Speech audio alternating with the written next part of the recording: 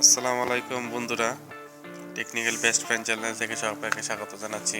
আজ আপনাদের ইমুর একটা হিডেন ফিচার নিয়ে কথা বলবো।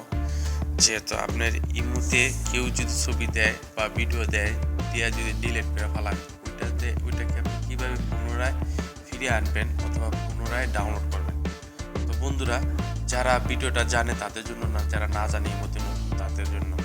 আর বন্ধুরা, আমার চ্যানেলটি সবাই অবশ্যই লাইক এবং সাবস্ক্রাইব করবেন। আর আমার চ্যানেলটি আমি এই মুহূর্তে খুব নতুন আসছি। এখন যদি আপনার চ্যানেলটা লাইক এবং সাবস্ক্রাইব করেন, নতুন নতুন ভিডিও আপলোড করবো, আপনারা দেখতে পারবেন।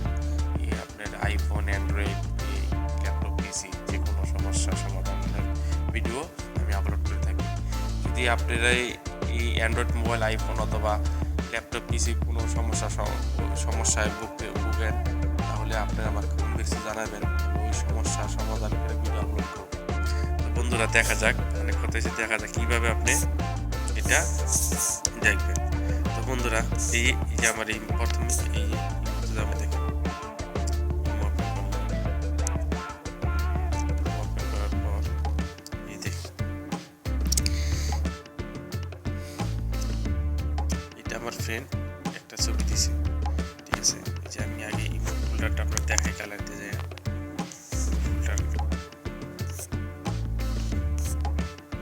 গ্যালারিতে চলে গেলাম।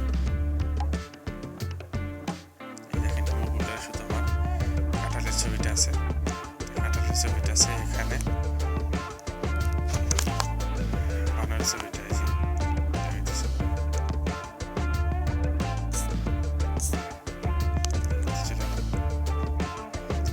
এই দেখেন বানরের ছবিটা আমার ফ্রেন্ডের মোবাইল থেকে ডিলিট করে দিলাম। এখন এই ছবিটা অটোমেটিক চলে যাব। তো বন্ধুরা, এখন ডিলিট করে দিয়েছি। আর এখন আপনি দেখেন এই গ্যালারিতে শুধু একটা ছবি আছে। তখন আপনি কি করবেন, মুতে যাইবেন। আপনি যে ছবিটা ডিলিট করছেন, না, এখানে আপনি বটম চাপ দিয়ে রাখবেন। এখানে ডাউনলোড লেখা আসবে, এখানে যে ডাউনলোড টিপ দিবেন,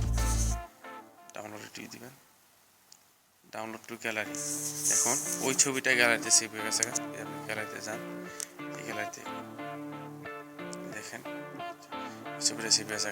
তো বন্ধুরা, আশা করছি ভিডিওটা আপনাদের বুঝাইতে পারছি। আর আমার ভিডিও যদি ভালো লাগে, আমার চ্যানেল লাইক এবং সাবস্ক্রাইব অবশ্যই করবেন। তো বন্ধুরা, পরবর্তী নতুন ভিডিও নিয়ে হাজির হবো। তার অবশ্যই ভালো থাকেন। আল্লাহ হাফিজ।